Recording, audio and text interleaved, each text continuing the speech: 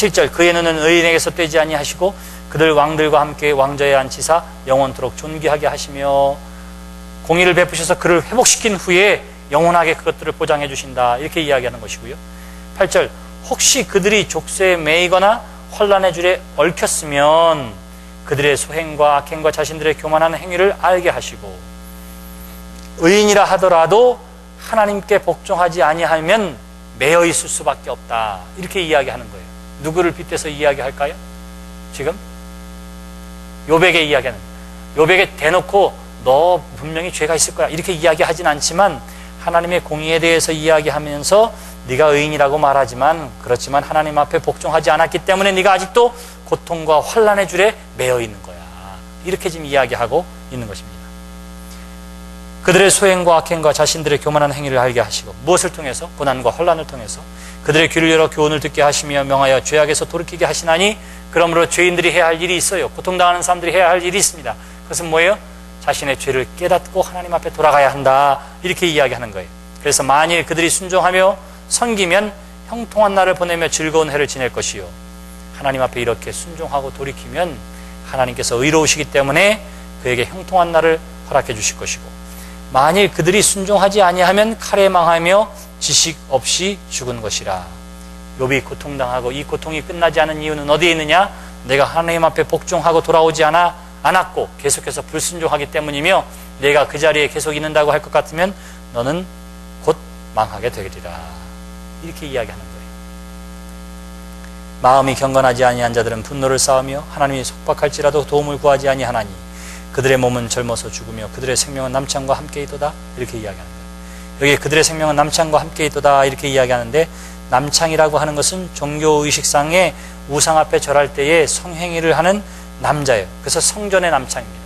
이건 바알 신전 앞에서, 아세라 신전 앞에서 어떻게 하느냐면 호세아의 부인이 나가서 그 짓을 해요. 뭐냐면 바알과 아세라는 뭐의 다산의 상징이에요. 그러니까 그 앞에 우상을 섬기면 자식도 많이 낳고 농사도 풍년을 이룬다. 이런 다산과 풍요의 신입니다. 그래서 그 앞에서 공공연하게 제사를 지니면서 성행위가 이루어졌어요. 그때의 전문 성전 남창을 가리켜서 하는데 대부분 이 사람들은 젊은 나이에 죽는 것으로 알려져 있습니다. 그러니까 여기서 이야기할 때에 그들의 생명은 남창과 함께 있도다 라고 하는 이야기는 뭐냐면 내가 젊은 날에 너의 생명이 길지 않게 더불어 함께 죽게 될 것이다. 이렇게 이야기하고 있는 거예요. 하나님은 곤고한 자를 그 곤고에서 구원하시며 학대당할 즈음에 그의 귀를 여시나니. 자, 여기까지 이야기는 뭐냐면 결국 뭐예요? 하나님이 고난을 의인이라도 고난당할 수 있다. 왜 그러냐 하면 의인이라 하더라도 하나님 앞에 불순종한 것이 있기 때문에 하나님께서는 그의 교만을 치시기 위해서 그에게 고난과 고통을 허락하셨다. 그러나 그 고난과 고통은 사람으로 하여금 자신의 죄와 허물을 깨달아 알게 하려는 데에 있다. 10절 그들의 귀를 열어 교훈을 듣게 하시며 명하여 죄악에서 돌이키게 하시나니 하는 이유가 바로 그거예요. 그래서 고난 가운데에 자기가 그 죄를 깨닫고 하나님 앞에 돌아오면 하나님께서 회복시켜 주시고 영원한 기쁨을 주신다.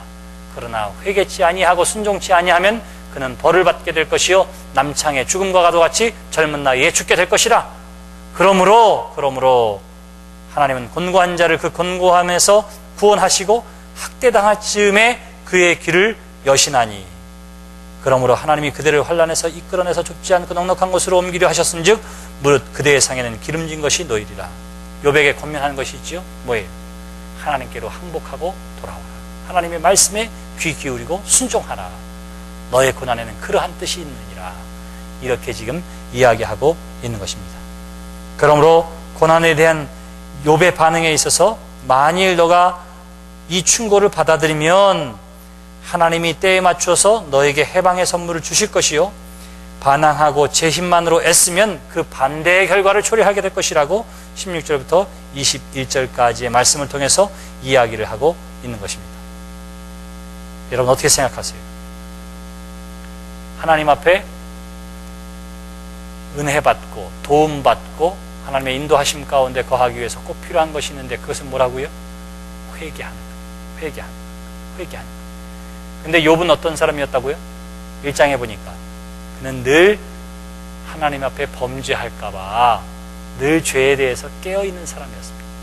아니, 오죽하면 자기의 자식들끼리 모여서 혹시나 말로나 행동으로 범죄했을까봐, 외출했다가 잘못된 일을 벌이고 왔을까봐 그를 위해 번제를 하나님 앞에 드렸겠어요. 그러니까 엄밀하게 욥은 나는 죄에 대해서도 늘 깨어있는 사람이고, 나뿐만이 아니라 나와 관계된 내 자식이라도 잘못될까봐 그를 위해서 늘 죄에 대해서 깨어있으며 기도하고 회개하는 사람이었습니다. 여기 지금 엘리후가 하는 이야기는 다 옳은 말이에요. 옳은 말입니다. 죄악 가운데 하나님이 우리로 하여금 회개하기를 기대하세요. 고난 가운데에 우리가 하나님의 뜻을 알기를 기대하시고, 하나님 앞에 순종함을 통해서 하나님의 복받기를 하나님께서 원하십니다. 그러므로 회개해야 된다, 회개해야 한다 하는 것은 참으로 옳은 말입니다. 예외인 규정이 있고 그것을 받아들이기 힘든 규정이 있어요. 욥도 이 사실을 알고 있었습니다.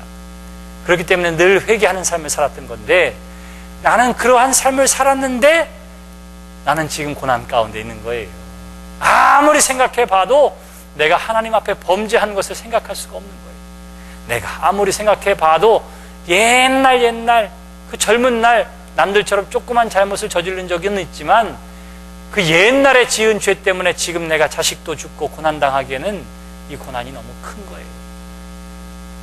욥은 그것 때문에 아파하고 있는데, 엘리후가 하는 이야기는 고난과 징계에 대한 일반적인 경우를 이야기하고 있는 것입니다. 다시 말하면 엘리후가 하는 말들은 일반적으로 구구절절이 다 옳은 말이지만 그것이 모두가 다 욥에게 정확하게 해당하는 것은 아니었어요. 그러니까 이치에 맞는 소리를 하고 있지만, 이 이치에 맞는 소리가 이 욥의 상처난 마음과 그리고 이해할 수 없이 답답한 마음에 물꼬를 터주는 거냐 하면 그렇지 않다, 이렇게 이야기할 수가 있는 것입니다. 이어지는 22절로부터 계속되어지는 말씀 가운데에 이제 엘리후는 하나님의 권능을 찬양하고 있습니다. 하나님은 그의 권능으로 높이 계시나니 누가 그같이 교훈을 베풀겠느냐? 누가 그를 위하여 그의 길을 정하겠느냐? 누가 말하기를 주께서 불의를 행하셨나이다 할 수 있겠느냐? 계속되어지는 하나님의 권능을 찬양하면서 뭐라고 이야기하느냐면 이렇게 이야기합니다. 창조주 하나님을 모르면서 하나님에 대해서 이러니 저러니 논하지 말아라, 이렇게 이야기하는 거예요. 창조주 하나님도 모르면서 어떻게 하나님이 하시는 일에 대해서 이야기할 수 있겠느냐? 혹은 창조의 질서조차도 모르는 인간이 그 창조를 이루어내신 하나님에 대해서 뭐라고 따질 수 있겠느냐? 이렇게 이야기하는 거예요. 두 번째는 인간이 지혜 있다고 우쭐대지 말고 그저 하나님을 경외하는 것만이 인간의 몫이다, 이렇게 이야기를 하고 있는 것입니다. 그것이 36장 22절로부터 37장 마지막 절까지 계속되어지는 하나님의 권능에 대한 찬양의 내용이에요. 내용. 그래서 결국은 뭐라고 이야기하느냐 하면 욥에게 이야기하는 것이지요. 네가 창조의 세계도 다 모르는데 어떻게 창조주 하나님을 알아서 함부로 너희가 하나님에 대해서 논할 수 있겠느냐? 욥에게도 이야기하는 것이고 다른 세 친구들에게도 이야기하는 것이고요. 또 하나는 지혜 있는 사람이라고 할 것 같으면 오직 우쭐하지 말 것이요 오로지 하나님을 경외하는 것만이 우리에게 있을 수 있다. 이러한 이야기를 창조의 이야기 가운데에 하고 있는 것입니다. 37장 2절에 보세요. 하나님의 음성 곧 그의 입에서 나오는 소리를 똑똑히 들으라. 그 소리를 천하에 펼치시며 번갯불을 땅 끝까지 이르게 하시고 그 위에 음성을 발하시며 그의 위엄에 찬 소리로 천둥을 치시며 그 음성이 들릴 때에 번개를 멈추게 하시느니라. 이렇게 이야기하고요. 6절에 보면 눈을 명하여 땅에 내리라 하시며 적은 비와 큰 비도 내리게 하시며, 8절에 그러나 짐승들은 땅 속에 들어가라 그 처소에 머무느니라. 폭풍은 그 밀실에서 나오고 추위는 폭풍을 타고 오느니라. 하나님의 입김은 얼음을 얼게 하고 물의 너비를 줄어들게 하느니라. 계속되어지는 이야기가 뭐예요? 자연계에 나타난 하나님의 능력이 이러하며 자연을 다스리시는 분이 곧 하나님이시라. 이렇게 하나님의 능력에 대해서 이야기하고 있는 것입니다. 예수 그리스도께서도 갈릴리 호수의 풍랑을 만났을 때 풍랑을 명하여 잔잔하라 하시니 어떻게 됐다고요? 풍랑이 잔잔케 되었다.